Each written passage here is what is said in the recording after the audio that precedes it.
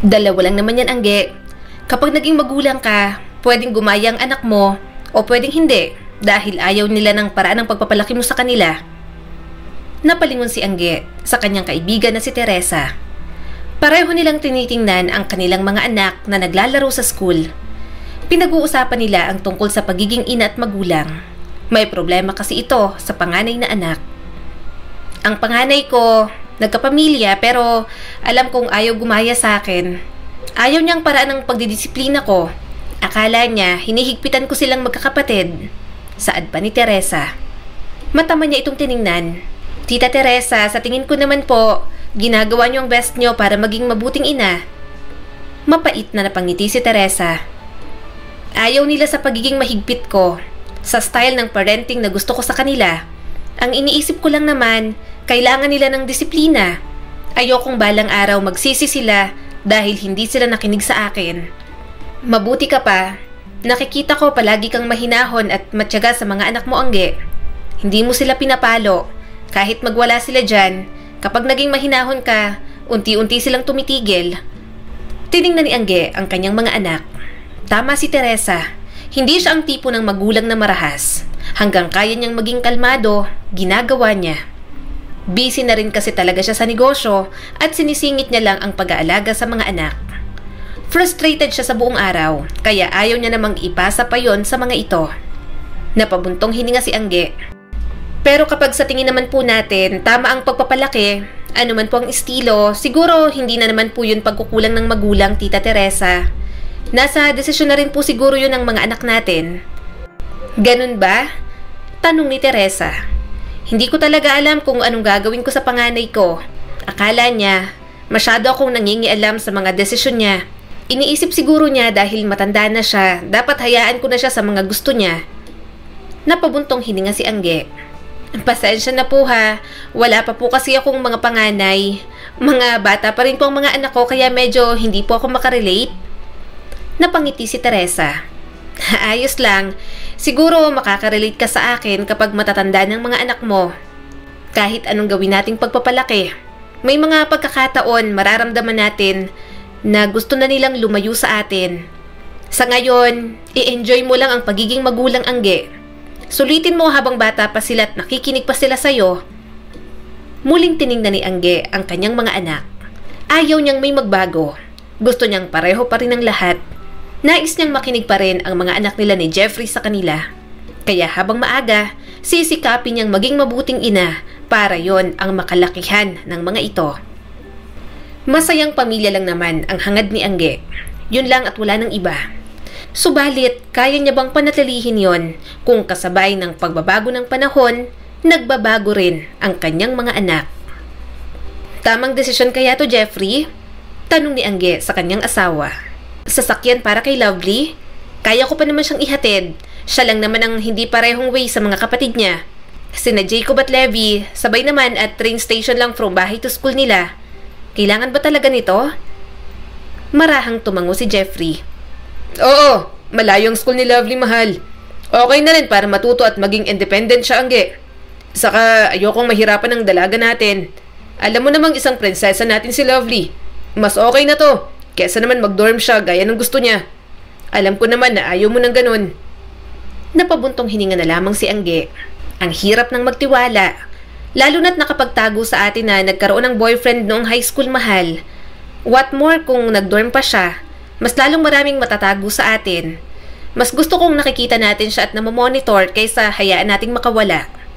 Hindi naman sa hinihigpitan natin si Lovely.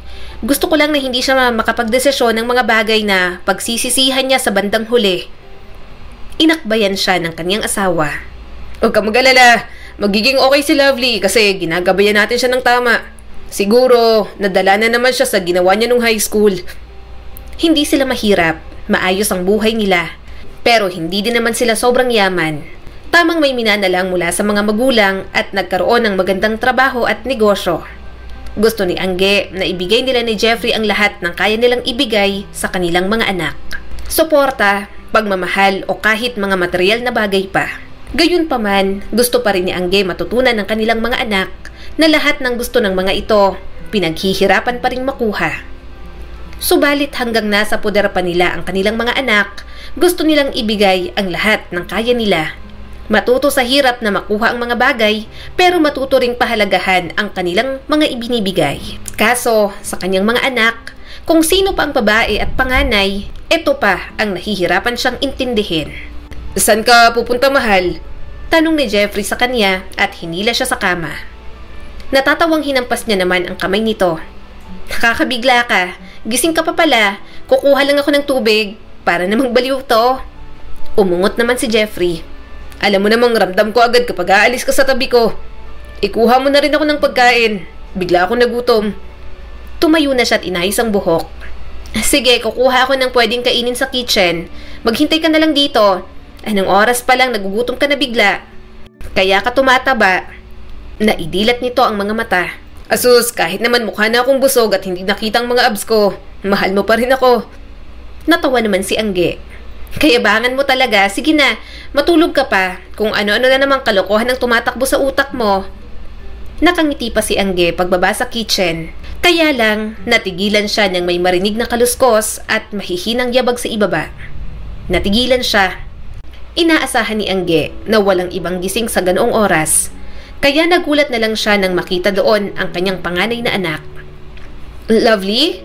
Mahinang tawag ni Angge sa kanyang anak. Lumingon sa kanyang dalaga. Dim ang light sa loob ng kitchen kaya hindi niya agad ito nakita ng buo. "Anong oras pa lang? Bakit gising ka pa?" "Sandali, bakit ganyan ang suot mo? Saan ka nagpunta?" Tanong ni Angge. Umiindayog si Lovely habang naglalakad at namumulang mukha nito. Maalog ang galaw nito at magulo ng buhok at damit. Nagulat siya nang maamoy ang alak sa katawan nito. "Lovely!" Malakas ang boses ni Angge at halos magpanik na. Nagmamadali siyang lumapit sa kanyang anak na muntik nang matumba. "Saan ka nagpunta? Anong oras na?" Dahan-dahang pumikit si Lovely. May bahid ng kalahating ngiti sa mga labi nito. Reaksyon pa lang, alam niyang lasing na lasing. Pinapayagan naman nila ni Jeffrey na uminom ang kanilang mga anak kapag nasa tamang edad na. Gayunpaman, ayaw nilang sa labas ng bahay makipag-inuman si Lovely. "Naglasing ka ba sa labas? Bakit hindi namin to alam? Hindi ka nagpaalam?" Puno ng pagkadismaya na sabi ni Angge.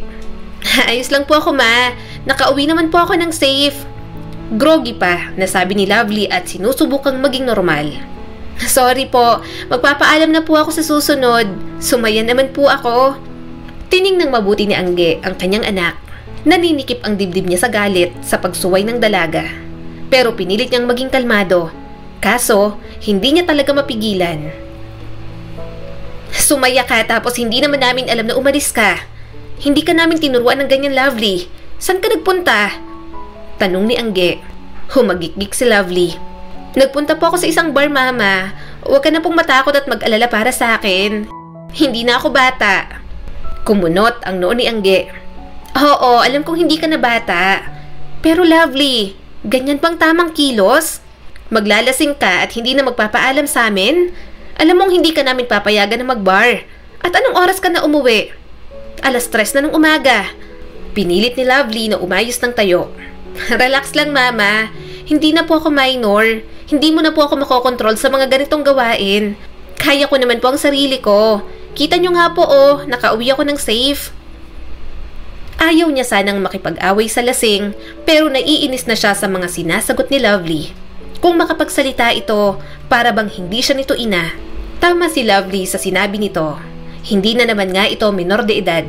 Nasa hustong gulang at kayang gumawa ng sariling desisyon. Kaso, lasing man ito, ang marinig ni Angge ang mga salitang yon mula sa sariling anak, masakit pa rin para sa kanya. Napailing si Angge.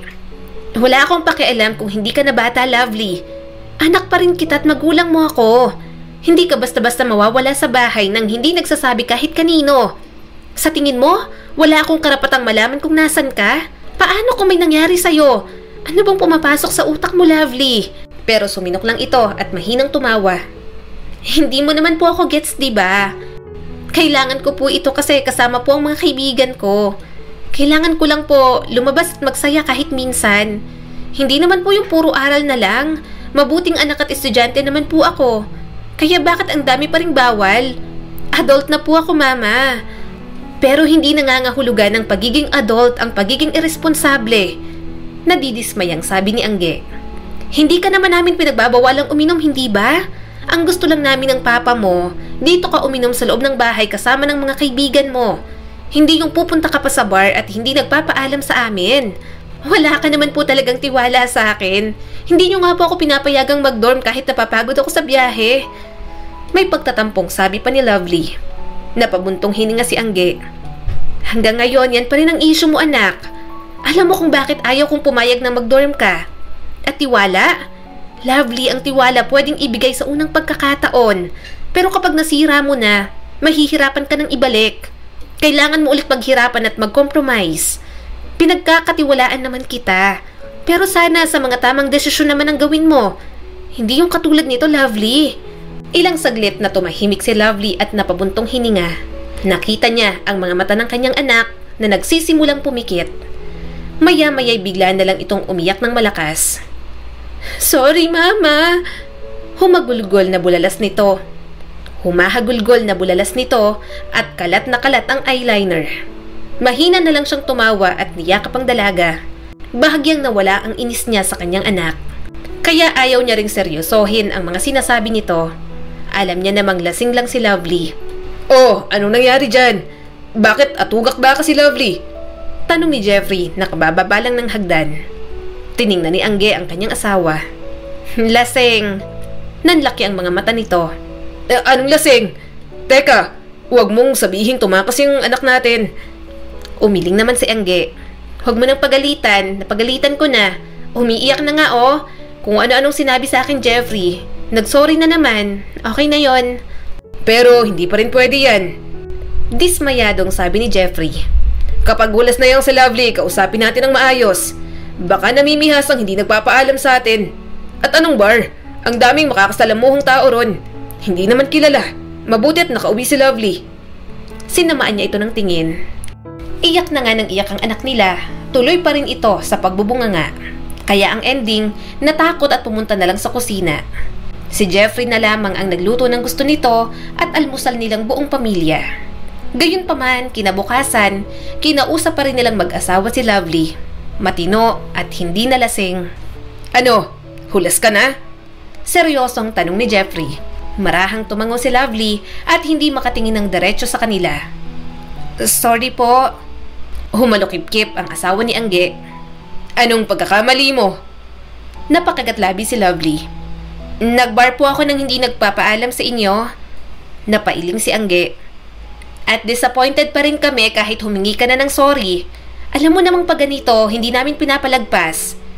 Sumuway ka sa amin kaya napag-usapan namin ng papa mo, nag-grounded ka sa loob ng 1 buwan. Wala munang gimmick, inom, bahay at school ka lang. Ako na rin munang maghahatid sa'yo sa school. Nanlaki ang mga mata ni Lovely. Mama, seryoso po ba kayo? Mama, anong gagawin ko ron sa sasakyan? Sa garahe lang po. Huwag niyo na po akong ihatid sundo. Nakakahiya, ang laki ko na. Kumunot naman ang noo ni Jeffrey. Anong nakakahiya sa paghatid ng mama mo sa'yo? Pasalamat ka nga't ihahatid ka pa, Lovely. Baka mas lalo kang magreklamo at hayaan ka na lang namin na mag-commute. Mas mahirap yon. Huminga ng malalim si Lovely at wala na ring nagawa. Nagkatinginan silang mag-asawa. Kung hindi nila didisiplinahin ng ganoon ang kanilang anak, baka madala pa nito sa ibang tao. Kailangan lang talaga matuto ng dalaga. Iniingatan pa nila dahil nag-iisa lang nilang anak na babae. Sa tingin mo, Jeffrey, anong magandang gawin pagkatapos ng parusa natin sa kanya?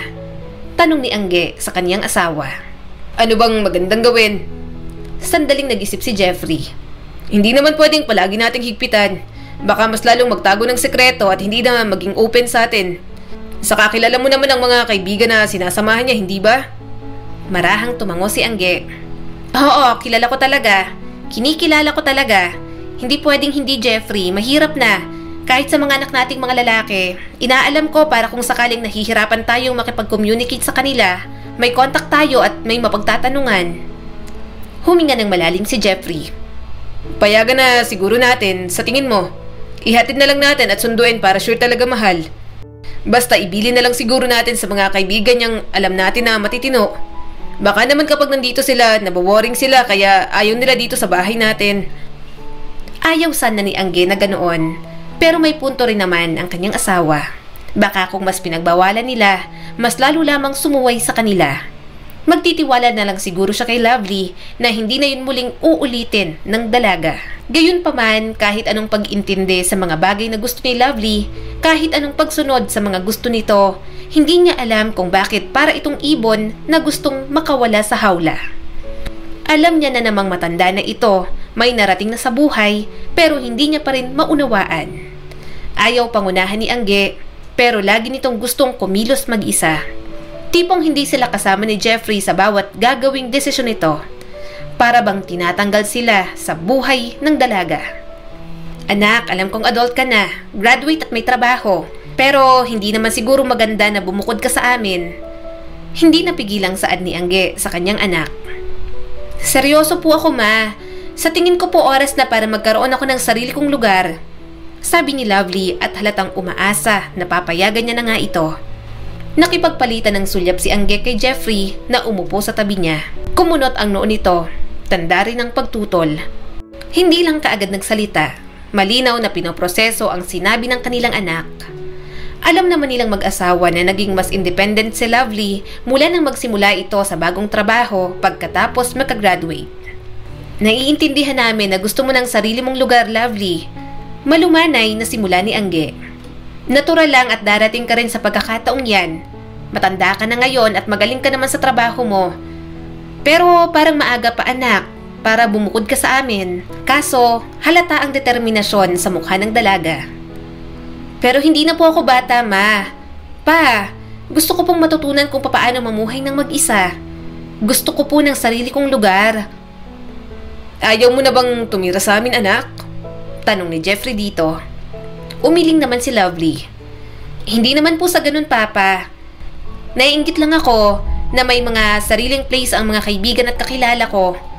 Parang mas mararamdaman ko pong career woman ako kung may sarili rin po akong place. Naninikip ang puso ni Angge. Naiintindihan niya naman ang gustong iparating ng kanilang anak. Naranasan niya yun noon, gustong bumukod para subukan ng sarili. Subalit ginawa na yun ni Angge kung kailan may asawa na siya at bumukod sila ni Jeffrey sa mga in-laws nila. At noong dalaga pa siya, hanggang kaya ni Angge na natili pa rin siya sa tabi ng kanyang mga magulang. Kahit nasa marrying stage na siya, sinulit niya pa rin ang buhay kasama ang mga taong nagpalaki at nag-aruga sa kanya. Ganoon din sana ang pagpapahalaga na gusto ni Angge na ituro sa mga anak nila ni Jeffrey. Huminga ng malalim si Angge. Pero isipin mo, napakalapit ng bahay natin sa workplace mo at 1 taon ka palang nagtatrabaho doon, Lovely. Nagsisimula ka pa lamang. Ayaw mo bang dito muna? Bakit gusto mo na agad bumukod? Tumango si Jeffrey bilang pagsang-ayon. Hindi naman sa ayaw naming maging independent ka, Lovely. Kaya lang, mahirap din na padalos-dalos sa desisyon. Kapag may sarili kang lugar, hindi naman din basta-basta yon. May mga bayarin ka, pagkain mo pa. Pagkakasyahin mo ang sahod mo. Habang nandito ka sa amin, wala kang aalalahanin ganun.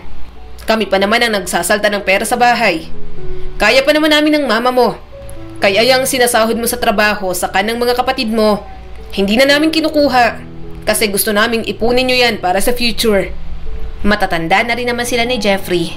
Gusto naman nilang habang single pa ang kanilang mga anak, nasa poder muna nila ang mga ito. Yun lang naman ang gusto nilang mag-asawa. At kapag handa ng magpakasal, sa kanya lang nila hahayaan sa buhay. Hindi rin naman nila inoobliga ni Jeffrey na ibalik lahat ng ginawa nila para sa kanilang mga anak. Makita lang na maayos ang buhay ng mga ito at masaya, sapat na sa kanila. Napabuntong hininga si Lovely at bahagyang bumagsak ang mga balikat. Naiintindihan ko naman po, pero ayoko pong maramdaman na parang hanggang dito na lang ako. Na parang umaasa pa rin po ako sa inyo para sa lahat, gayong may trabaho na naman po ako. Hindi na po ako bata, nagtatrabaho na po ako. Gusto ko pong i-manage ang buhay ko po ng mag-isa. Lumapit si Angge at inilagay ang kamay sa braso ng kanyang anak. Alam kong kakayanin mo naman yun, anak. Pero sana wag naman ngayon. Gusto pa sana namin kasama kayong 3 anak namin habang hindi pa kayo bumubuo ng sariling pamilya. Bakit ka ba nagmamadali? Ayaw mo na ba kaming kasama? Tama ang papa mo. Mas makakatipid ka kung dito ka sa amin. Habang nandito ka, palaguin mo muna ang career mo. Mag-save ka ng pera. I-build up mo muna ang sarili mo, then saka ka bumukod. Hindi naman po ako humihingi ng mansyon, ma. Sabi pa ni Lovely at may bahid ng frustration ng boses. Maliit na apartment lang po. Okay na po sa akin yon. Gusto ko po mamuhay mag-isa. Ayoko naman pong habang buhay ako rito. Napabuntong hininga si Jeffrey. Hindi naman namin sinasabing habang buhay ka rito, anak. Wala lang sense na gusto mo pa ng sariling lugar kung pwede ka naman dito. Kaya nga una pa lang, dito namin pinili ng mama mo na magpatayo ng bahay. Kasi alam naming accessible naman sa lahat. At hindi namin naiintindihan kung bakit kailangan mo pa ng sariling lugar. Napailing si Lovely. Pakiramdam ko po pinipigilan niyo ako. Para pong wala kayong tiwala sa sarili kong mga desisyon kahit matanda na naman ako. Gusto ko lang naman po maging malaya and at the same time, hindi po maging pabigat sa inyo. Gusto ko pong hubugin ang sarili ko, labas po sa tahanan na pinamulat niyo sa akin. Gusto ko lang naman po mag-explore. Namungay ang mga mata ni Angge. Pwede ka namang mag-explore kahit nandito ka sa bahay natin, anak. Alam kong kilala mo ang sarili mo. Pero kilala ka rin namin, Lovely. At nakikita namin ni Jeffrey, hindi ka pa handa. Hindi mo kailangang magmadali sa isang bagay na hindi ka pa handa. Okay lang na maglaan ng oras, tumutok sa trabaho mo, mag-ipon pa ng kaunti at kapag nasa tamang panahon na, tutulungan ka namin sa anumang kailangan mo. Sandaling natigilan si Lovely pero muli namang sumagot. Sige po. Napangiti si Angge at nakahinga ng maluwag. Hindi ka namin pinipigilan na mag-grow sa sarili mong paraan. Gusto lang namin kung anong pinakamabuti para sa'yo. Magulang mo kami kaya alam namin yun, anak.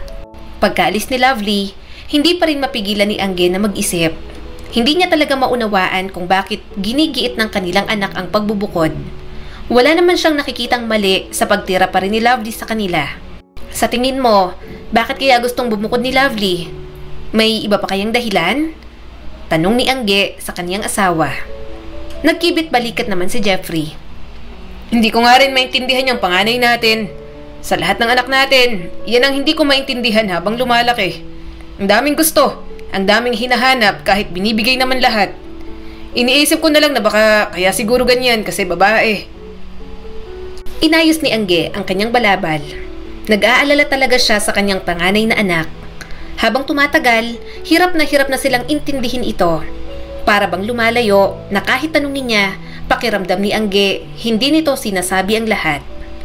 Hindi niya alam kung sila ba ni Jeffrey ang may mali o talagang normal na pagbabago lang yon para sa kanilang anak. At habang tumatagal, tila mas lalo lamang lumalayo ang loob ni Lovely, hindi lang sa kanya, maging sa buo nilang pamilya. Ano? May boyfriend ka na? Bakit hindi mo sinabi sa amin? Hindi makapaniwalang tanong ni Angge. Tiningnan ni Angge ang tulala na si Lovely. Nakaupo ito sa sofa, galing lang mula sa trabaho. Ayaw sana niyang tanungin ng ganon, kaso hindi niya na napigilan. Marahang tumango si Lovely. Sorry po. Bakas naman ang galit sa mukha ni Jeffrey. Malinaw ang rules namin sa'yo, hindi ba? Sinabi namin na kung liligawan ka, dito sa loob ng bahay, para habang kinikilala mo, makilala rin namin. Hindi lang para sa'yo ang rule na yon, para sa mga kapatid mong lalaki na rin, na kung manliligaw sila sa babae, sa bahay mismo ng babae manligaw, bilang respeto na rin sa mga magulang. Ayaw kong mapupulaan kayo ng ibang tao, sa kahit na anong aspeto. Ano bang mahirap doon? Hindi naman namin kayo hinihigpitan. Sinusuportahan naman namin kayo. Ang sa amin lang, sana sundin nyo rin ang gusto namin dahil ikabubuti nyo naman yun. Hinagod ni Angge ang likod ng kanyang asawa. Naiintindihan niya ang galit nito. Ito kasi ang unang nakaalam sa pamilya nila na may nobyo na pala si Lovely at ang ikinasasama pa ng loob nilang mag-asawa sa ibang tao pa nila nalaman. Mabuting lalaki naman po si Kino, pagtatanggol pa ni Lovely. 1 taon na po kaming may relasyon. Gusto ko naman pong sabihin sa inyo kaagad kaso nahihiya po ako. Sumuway po ako sa inyo. Sinabi ko naman po kay Kino na ligawan niya ako sa bahay. Kaso ayaw niya raw po. Nahihiya po siya kasi wala raw po siyang maipagmamalaki sa atin. Gusto niya po kung ma-promote man, doon po siya haharap sa inyo. Mas mataas po kasi ang sinasahod ko kaysa sa kanya. At parang nanliliit po si Kino. Napailing si Angge. Nahihiya siya? Kung mahihiya man siya, yun ay dahil sa labas kanya niligawan at hindi rito sa atin. Alam niya naman pala. Sinabi mo na pero hindi pa rin magawang humarap. At sana giniit mo, nasa loob ka ng bahay nagpapaligaw. Yung nakikita namin ng papa mo. Nagagalit kami ng papa mo dahil binabaliwala mo ang mga sinasabi namin sa'yo. Okay naman po siya, ma. Pagtatanggol ni Lovely sa nobyo nito. Yun lang naman po ang nagawa niyang mali. Pero okay naman po siyang boyfriend. Valid din po ang nararamdaman niya. Nahihiya po si Kino kasi tingin niya hindi niyo siya matatanggap dahil nga mas maayos ang career ko po kaysa sa kanya. Kumunot ang noo ni Jeffrey. Ano bang tingin ng boyfriend mo sa amin? Mata pobre? Wala kaming pakialam sa estado sa buhay. Ang gusto lang namin, matino, mamahalin ka't hindi sasaktan. Gusto namin dito dahil sa ganung paraan makikilatis namin. Paano na? Boyfriend mo na pala at 1 taon na, hindi pa namin alam. Napatayo na si Lovely at namumuo ang mga luha. Napatayo na si Lovely at namumuo na ang mga luha. Kaya ayaw ko pong sabihin sa inyo Alam ko pong pangungunahan niyo ako. Ma, pa, matanda na ako. Kaya ko ng sarili ko. Halos mga kaibigan ko, malaya na sa pakikipagrelasyon. Yung iba nakikipag-live-in pa. Mas lalong hindi kami papayag na makipag-live-in ka. Bulalas ng asawa ni Angge. Anak ka namin. Ayaw namin natitira ka sa isang bubong kasamang isang lalaki na hindi ka pa pinapakasalan. Alam mo bang labag yan sa mga pinaniniwalaan namin? Ano bang nangyayari sa'yo, Lovely? Ganyan ba ang tinuturo ng boyfriend mo, ha? Lumandas ang luha sa pisngi ni Lovely. Naging ganito po ako dahil gusto niyo po akong pangunahan. Matanda na po ako. Hayaan niyo po ako sa mga desisyon ko. Bigla na lang umakyat si Lovely sa itaas. Walang ibang nagawa si Angge kundi pagmasdan na lang ang kanyang anak. Naninikip ang dibdib ko kay Lovely. Padalos-dalos na lang palagi sa desisyon. Napapikit na sabi ni Jeffrey. Hinagod niya ulit ang likod nito. Huwag mo na muna masyadong isipin. Ako ang kakausap mamaya. Baka ma-stress ka lang. Papupuntahin ko ang Kino na yun dito para makilatis natin. Tumango naman agad si Jeffrey. Tama yan. Tingnan natin ang dahilan ng pagkakaganyan ni Lovely. Huminga ng malalim si Angge. Tinulungan niya muna ang asawa niyang mapakalma. Mas madali kasing sumama ang loob ni Jeffrey. Sa kanilang dalawa, mas mahaba ang kanyang pasensya. Tumatanda na rin kaya talagang madali nang magdamdam. Pero kahit ganon, gusto niyang maging kalmado si Jeffrey. Para naman kapag nakaharap na nila si Kino, hindi sila pangunahan ng mga masasama agad na impresyon sa binata. Alam kong naiinis ka na sa tingin mo, pinapangunahan ka namin ng papa mo. Pero hindi yun ganun, anak. Sabi ni Angge nang pinuntahan niya si Lovely sa kwarto nito. Gusto lang talaga naming kilalanin ang boyfriend mo. Yun lang talaga. Marahang tumingin sa kanya si Lovely. Halatang nahihiya ito. Galit pa po ba sa akin si Papa? Hindi na yon, kumalma na. Sana sa susunod, huwag mong tatalikuran ng ganon. Masama yun, Lovely. Para mo na rin kaming binastos. Paalala ni Angge. Pumunta ako rito para sabihin sa'yo na papuntahin mong boyfriend mo rito. Gusto naming makilala ng papa mo. Marahang tumango si Lovely. Sige po, sasabihan ko po si Kino. Umupo si Angge sa kama nito. Sure ka na ba talaga sa lalaking yon? Tumango ulit si Lovely. Opo, pakakasalan niya raw po ako, ma. Yun po ang balak namin kung magtatagal pa po kami ng 2 years. Napabuntong hininga si Angge. Tiningnan niyang mabuti ang dalaga. Siguro, kulang lang siya sa tiwala. Baka naman alam nga ni Lovely ang ginagawa nito. Kaya sa pagkikitang yon, hangad niyang maging maayos at walang maging kahit na anong problema. Subalit nang unang makita ni Angge ang boyfriend ni Lovely na si Kino, batid niya na sa kanyang sarili na ayaw niya na agad ang binata para sa anak nila ni Jeffrey. Nababa na siya sa kung papaano ito tumayo at dalhin ang sarili. Para bang punong-puno ng kahambugan ng binata. Gusto lang namin malaman kung bakit niligawan mo ang anak namin sa labas sa halip na umakyat ka ng ligaw dito mismo sa bahay namin. Seryosong tanong ni Jeffrey sa binata. Kung seryoso ang kanyang asawa, mas lalong seryoso si Angge. Hindi talaga siya nagsasalita at inaabala na lamang ang sarili sa pagkain. Hinahayaan niya lang si Jeffrey na magtanong ng magtanong. Ayaw niyang makapagsabi ng opinyon at baka kung saan pa sila dalhin ng mga salita ni Angge. Alam niyo naman nga po siguro na hindi ko po ka-level ang anak ninyo. Kaya nahihiya po ako na humarap sa inyo. Tapos man ang pag-aaral at may trabaho, hindi ko pa rin po kayo kayang pantayan. Saad naman ni Kino. Hindi na napigilang magsalita ni Angge. Hindi naman kailangang pantayan. Hindi naman kami mukhang mata pobre. Mukha ba, Kino? Yun bang sinabi ng anak namin sa'yo? Unti-unting nawala ang mayabang ng ngisi sa mukha ni Kino. Hindi naman po. Yun lang po kasi talagang akala ko. Isa pa, medyo nag-aalangan din po ako na baka engrandeng kasal ang gusto nyo para kay Lovely. Medyo natawa naman ang anak nila ni Jeffrey. Babe, baka mabigla sila. May plano na kayong magpakasal? Gulat na tanong ni Jeffrey. Tumango naman si Lovely bilang sagot. Napabuntong hininga na lamang si Angge. Parang gusto niya na lang matapos ang dinner, hilahin si Lovely at kausapin. May something talaga kay Kino na hindi niya gusto.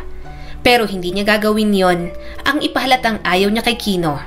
Baka ma-offend lang si Lovely. Iniisip ni Angge na dahil bad ang first impression, kaya yun talagang tumatak sa kanyang isip. Umiling naman si Angge. Sa inyong plano yan, dahil kayo naman ang magpapakasal. Nasa inyo kung engrande o hindi. Wala na kaming say doon. Alam din naman namin na hindi mo kayang engrande kaya hindi na rin kailangang ipilit. Walang kahit na anong intensyon ng pang-iinsulto si Angge roon. Sinabi niya lang kung anong tingin niyang totoo. Pero nang muli siyang tumingin kay Kino, bakas ang sarkasmo sa mukha nito at napailing. Umawang ang bibig ni Angge. Mas lalo lamang siyang nadismaya.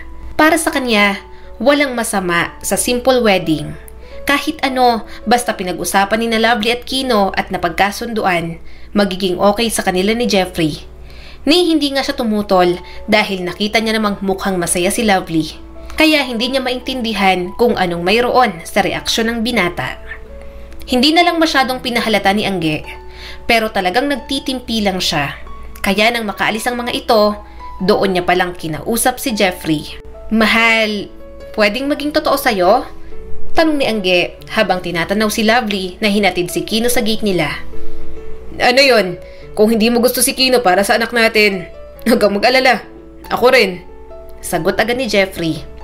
Napabuntong hininga si Angge.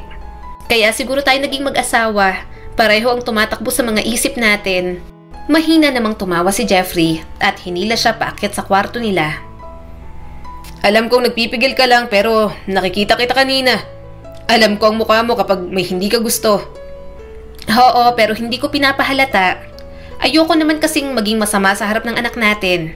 Baka kapag inayawan natin si Kino, baka mas isipin nila na matapobre nga tayo at tumitingin sa status sa buhay. Hindi naman tayo ganon. Mas mahalaga pa rin ang character, dignity, at kung papaano makisama ang taong mahal ng mga anak natin. Saad pa ni Angge. Napabuntong hininga si Jeffrey.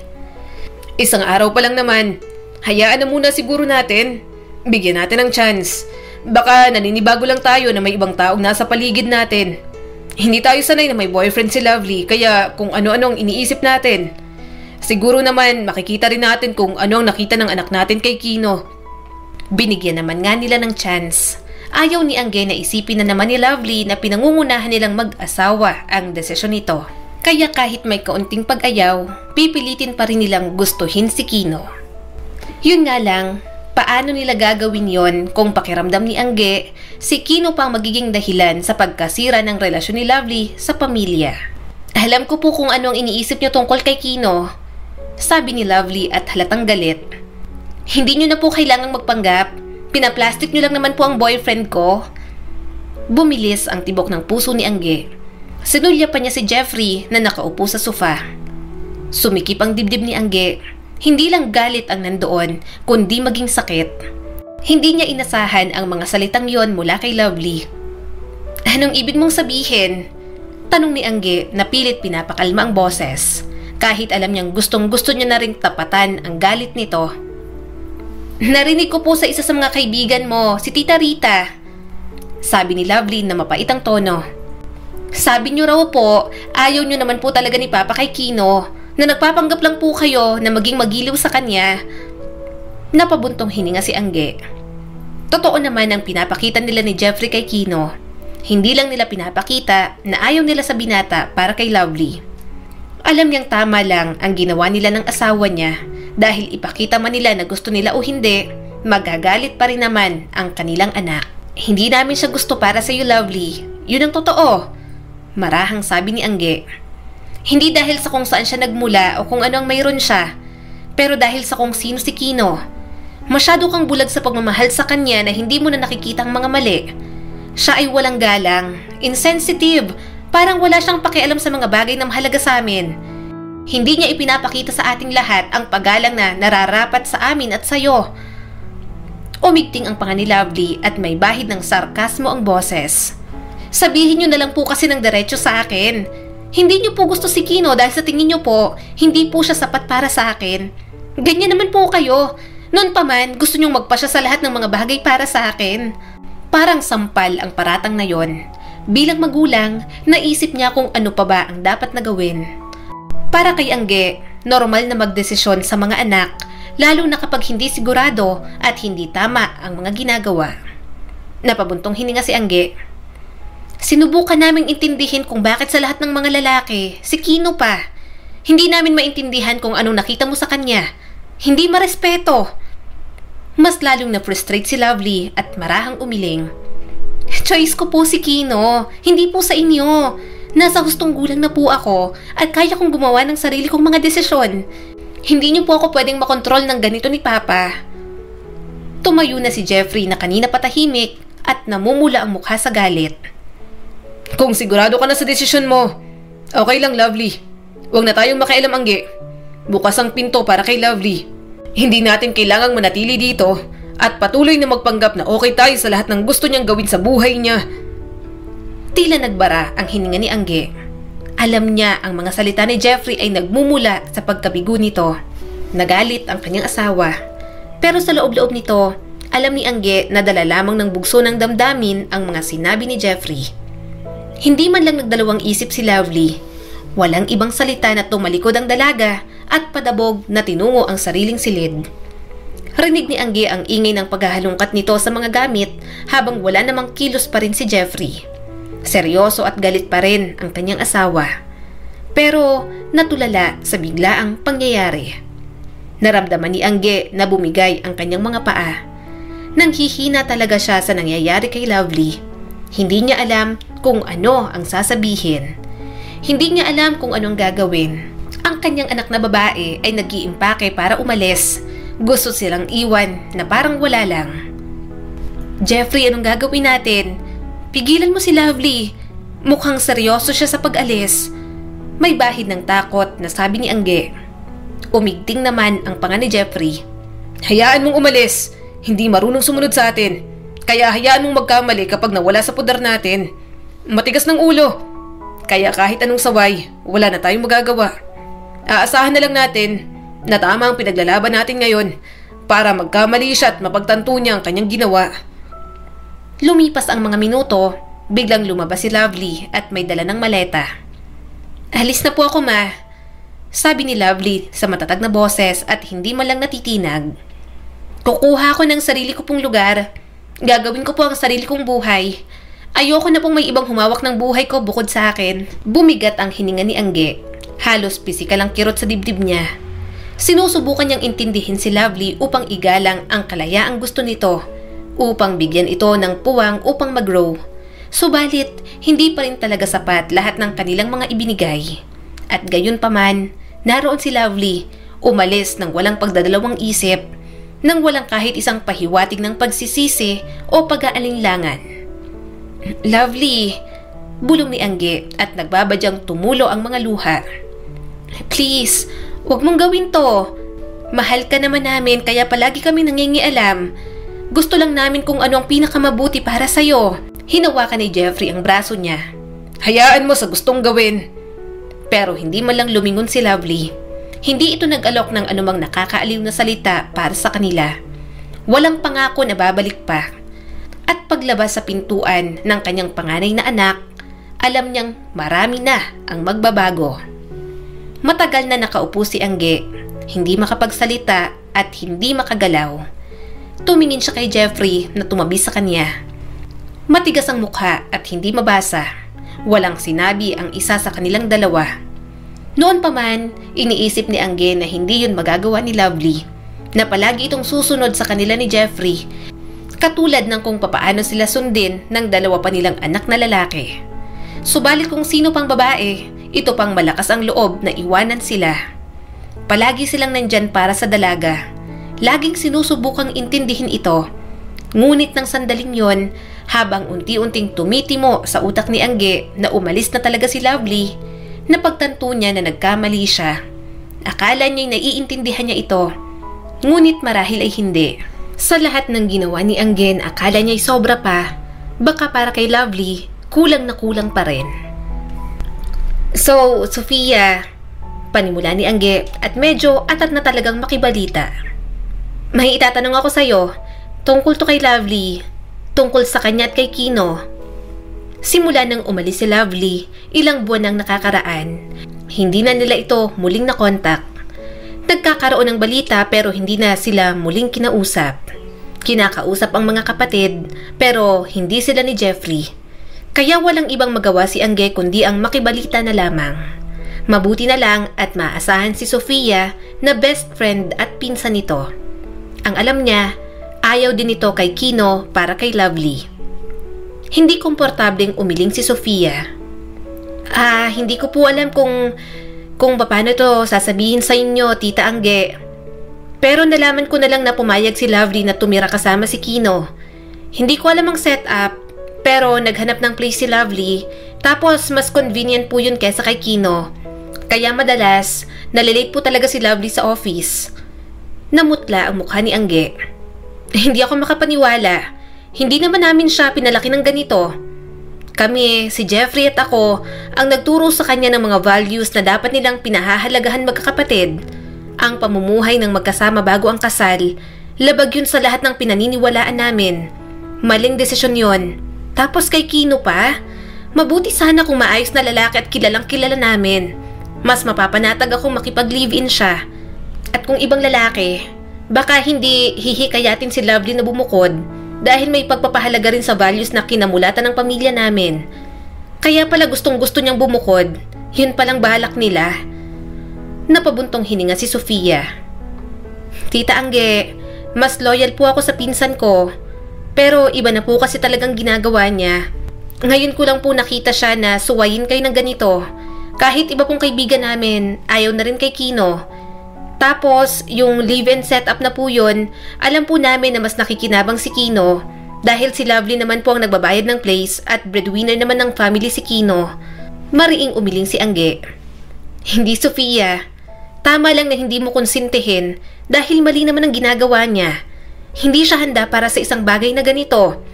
I mean, nakita ko si Kino kasama niya. Nakita ko kung papaano siya tumingin sa kanya. Hindi siya masamang tao. Pero masasabi ko, hindi siya ang tamang lalaki para sa kanya.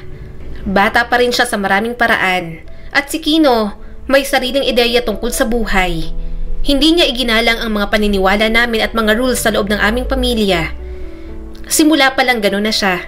Kaya paano namin siya magugustuhan ni Jeffrey? Mas gusto pa namin na mahirap lang pero masikap sa buhay at may dignidad. Kaysa naman sa katulad ni Kino. Alam pong hindi siya isang taong gagabay sa anak namin sa paraang kailangan niya. Basag ang boses ni Angge habang nagpapatuloy. Ayokong mawala siya sa mga ginagawa niyang desisyon. Ayokong isipin niya na normal lang to. Nahayaan na lang namin siya porke matanda na siya. Gusto kong makita ni Lovely na hindi pwedeng ganito. Ipinagdarasal ko ang anak ko, hoping na bumalik siya sa senses niya. Gusto kong maunawaan niya na ang kasal, ang tunay na kasal ay sagrado. Pinalaki namin silang magkakapatid, nakaayon sa hampas ng generation ninyo. Pero naniniwala pa rin kami sa ganitong tradisyonal. Niyakap siya ng kanyang pamangkin. Hayaan niyo po, kakausapin ko po palagi si Lovely. Lagi kong uusigin ang konsensya niya. Minsan ang sarap niya na lang pong sabunutan at kaladkarin pa uwi rito. Hindi napigilan ni Angge ang matawa sa kanyang pamangkin sa kabila ng pagluha. Gusto ko lang na umuwi na siya at humingi ng tawad. Tatanggapin ulit namin siya ni Jeffrey. Gusto kong mapagtanto niya kung anong ginagawa niya bago maging huli ang lahat. Ganoon na lang palagi, makikibalita tungkol kay Lovely. Talagang matigas ang dalaga at ayaw pa rin silang kausapin. Kahit nagpapadala sila ng mga regalo sa birthday at Pasko, wala pa rin talaga silang matanggap na tugon. Tanging sa mga kapatid lang nakikipag-usap. 2 taon nang nakalipas mula nang umalis si Lovely. 2 taon nang walang salita, walang tawag, walang anumang senyales na ang kanyang anak gusto nang makipagkasundo sa kanila. Madalas makita ni Angge ang kanyang sarili na nag-iisip. Nakalimutan na ba talaga sila ni Lovely? Naka-move on na ba talaga ang dalaga nang wala sila? Sofia, sabi mo may balita ka tungkol kay Lovely? Tanong ni Angge, puno ng pag-asa at pagkabalisa ang boses nang bumisita ang kanyang pamangkin. Huminga ng malalim si Sofia. Okay naman po siya at alam niya na ako ang nagbabalita sa'yo. May gusto po siyang malaman ninyo. Sumandal si Angge at bumilis ang tibok ng puso niya. Ano yon? Please, Sofia, sabihin mo sa akin. Okay lang ba siya? Babalik na ba siya rito? Nag-alinlangan si Sofia sa bumuntong hininga. Well, engaged na po siya, Tita Angge. Nasapo niya ang noo. Kanino? Siyempre, sa Kino na yon. Gulong-gulo ang isip ni Angge. Hindi siya naging komportable kay Kino. Gusto niya pa itong bigyan ng pagkakataon. Pero sa ilang taon na lumaya si Lovely, kahit isang beses ay hindi ito nag-reach out sa kanila para maayos man lang ang relasyon ng dalaga sa kanila. Parang lumulubog ang kanyang puso sa ideyang ikakasal ang anak niya sa ganoong klase ng lalaki. Nagpaplano po silang magpakasal, pero wala pa po silang pera. Yun po ang rinig ko, Tita Angge. Mukhang may hinihintay po yata. Imporma ni Sofia. Kumunot ang noo ni Angge. Ano pang hinihintay nila? Mukha namang hindi komportable si Sofia pero sinabi pa rin. Well, sinabi po kasi ni Kino na hinihintay nila si Lovely na makakuha ng kanyang separation fee sa kanyang trabaho. May balak po kasing lumipat sa ibang company si Lovely. Alam niyo po yung malaking payout na dapat niyang makuha kapag umalis siya. Gagamitin daw po nila ang perang yon para tustusan ng kasal. Pero nanlaki ang mga mata ni Angge. Teka, ano, separation fee? Yun ba talagang hinihintay nila? Bakit gagastusin para sa kasal nila yon? Para lang kay Lovely yon. Pinaghirapan niya yon. Hindi dapat sa ganun nila gamitin. Talagang nadidismaya na si Angge. Nakakawala talaga ng ganang Kino na yan. Si Kino dapat ang nagpo-provide at hindi ang anak ko. Payag ako na share sa kasal. Pero sa 2 taon nilang magkasama at palaging ang anak ko ang gumagastos, siguro naman dapat si Kino naman sa kasal nila. Bakit kailangan niya pang asahan ang pera ng anak namin? Napabuntong hininga si Sofia. Tita Angge, may narinig pa nga ako last time sa inuman. Boyfriend ko lang din po ang nagsabi sa akin. Sabi raw po ni Kino, dapat raw po kayo ni Tito Jeffrey ang gumastos sa kasal nila. Total, kaya nyo naman daw po at parang gusto rin nga po ni Lovely na ingrande. Pero ang alam ko po sa pinsan kong yon, kahit civil lang masaya na. Ano? Napatayo bigla si Angge. Hindi ako papayag dyan. Gusto namin ni Jeffrey ang isang engrandeng kasal para kay Lovely. Kasi alam namin na karapat dapat sa kanya yon. Pero kung hindi kaya, hindi rin naman namin pipilitin. Siya ang nag-alok ng kasal. At gusto niya, gumastos kami para maging memorable ang kasal ng anak namin? Hindi nga siya gumawa ng paraan para bumalik sa amin si Lovely. Hinikayat na nga ni Kino sa live-in setup at ginatasan sa mga gastusin. Kaya kung gusto niyang pakasalan ng anak ko, mag-effort siya. Hindi namin sila gagastusan. Ni hindi man lang marunong mag-prioritize at makinig sa amin. Para wala ng problema, wag na lang ituloy ang kasal. Pakiramdam ko kaya gustong pakasalan si Lovely dahil alam niyang may security na sa financial. Hindi sila maghihirap dahil may kaya kami at may ipapamana naman sa mga anak. Ayoko nang intindihin ng boyfriend na yan ng anak ko. Hindi ko alam kung saan nakapatong ang utak. Napailing si Sofia. Ano pong gagawin natin, Tita Angge?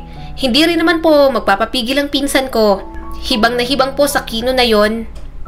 Nakakuyom ang mga kamay ni Angge sa mesa. Ginagamit siya ni Kino, Sofia. Sigurado ako ron.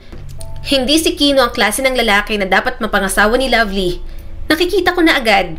Sigurado ako kapag dumating ang hirap sa relasyon nilang dalawa, baka iwanan niya lang sa ere ang anak ko. Sobra na, hindi na ako papayag. Kinuha ni Angge ang kanyang bag. Tita, saan po kayo pupunta? Tanong ni Sofia sa kanya. Ayoko na, hindi na ako maghihintay rito na bumalik ang anak namin. Ako nang kukuha. Bulalas niya at umalis na. Gusto ko nang bumalik ang anak ko. Gusto ko lang na maalala niya kung sino talaga siya at hindi kunin ng isang taong gustong gamitin lang siya. Hindi na lang ako uupo rito at pagmasdan na masira ang buhay ng anak ko. Sinamahan siya ni Sofia papunta sa apartment kung saan tumutuloy sina Lovely at Kino. Nang makita niya yon, napailing na lang siya. Tumaas ang isang kilay ni Angge. Ilang taon siyang tumira rito? 2 taon?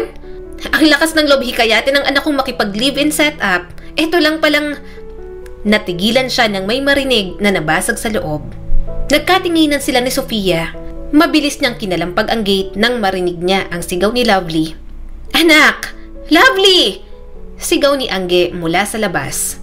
Kinuha naman agad ni Sofia ang cellphone at agad na may tinawagan.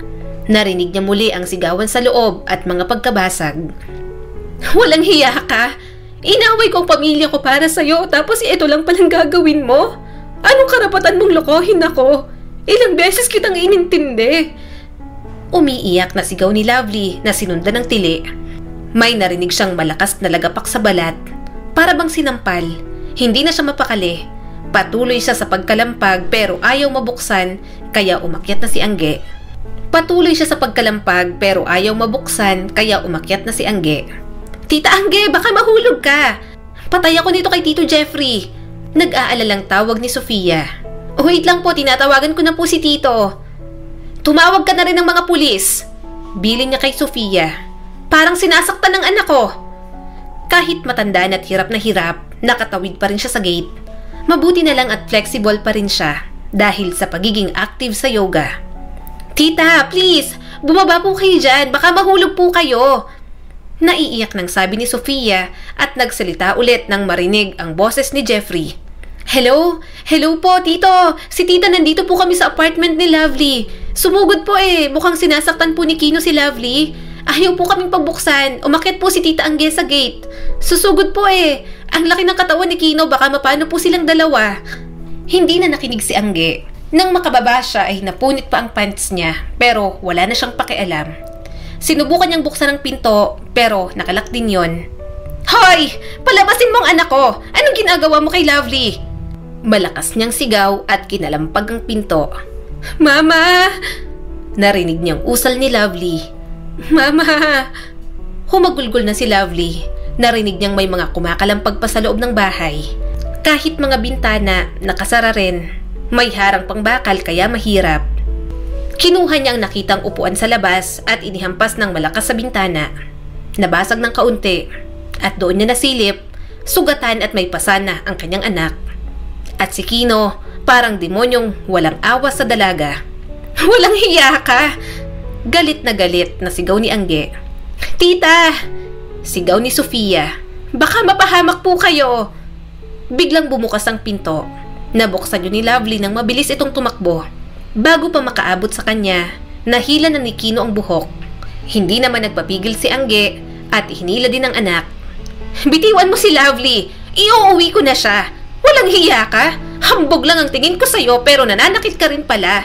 Ide-demanda kita! Sigaw ni Angge. Nilayasan na nga kayo, di ba? Bakit susunduin mo pa? Sira ulo ka ba? Nanlalaki ang mga mata ni Kino at namumula. Doon may napagtanto si Angge. Adik ka! Malakas siyang itinulak ni Kino. Tumama ang balakang niya sa upuan. Napadaing si Angge sa sakit. Hindi na naman siya ganun kalakas at matanda na rin, kaya masakit na yun para sa kanya. Mama! Umiiyak na sabi ni Lovely habang nagpupumiglas sa mahigpit na hawak ni Kino. Yon ang naabutan ng kanyang asawang si Jeffrey. Galit na ito, nanginginig na sa galit nang makitang ginawa sa kanya. Paglingon ni Angge, nandun na rin sina Jacob at Levi. Walang pagdadalawang isip ang mga itong umakyat sa gate at pinagtulungan si Kino. Jeffrey, wag akong unahin mo. Yung anak natin, bilis. Si Lovely. Takot na sabi ni Angge. Kinuha at binuhat agad ni Jeffrey si Lovely at dinala sa sasakyan. Hinang-hina ang kanyang anak at wala siyang ibang maramdaman kundi ang awa. Tita naman kasi, naiiyak na sabi ni Sofia at tinulungan siyang makatayo. Halika na po sa ospital, baka napasama ang bagsak ninyo. Tiningnan ni Angge sina Jacob at Levi. Tama na, please baka mapano pa yan, dedemanda natin si Kino. Mga pulis nang bahala sa kanya, tama na, baka mabaliktad pa tayo. Umigting ang panga ni Jacob at tumingin kay Sofia. Kami nang bahala rito, isugod niya na sa ospital si Mama at Lovely. Yun na nga ang nangyari, pina-x-ray siya, may kaunting bali si Angge pero minor lang naman. Kaya mabilis ding gumaling. Mas nanatili lang sa ospital si Lovely dahil sa pananakit ni Kino.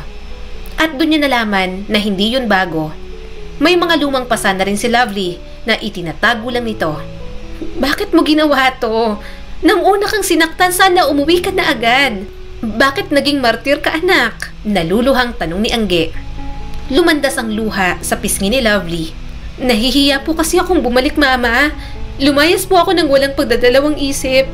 Akala ko rin po kasi magbabago pa si Kino. Mabait naman po siya pero kapag nakagamit na, nananakit na po, mas malala lang po yung huli. Napapikit si Angge. Hindi ka magpapakasal sa lalaking ganon. Bakit? Bakit kahit sinasaktan ka, gusto mo pa rin pakasalan? Napahikbi si Lovely. Kasi po, Mama, para ko na rin tinapon ang buhay ko sa kanya. Mama, siya po ang una ko sa lahat. Labag po yun sa mga pinahahalagahan ko, sa mga turo niyo po sa amin magkakapatid. Kaya sana, maging asawa ko po yung taong pinagbigyan ko po ng sarili ko.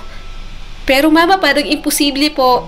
Naloloko niya rin po kasi ako. May ibang babae na. Hindi na po nakukontento. Hindi ko po pala kaya. Kung hindi po kayo dumating pagkatapos po nun, ako na po sanang pupunta.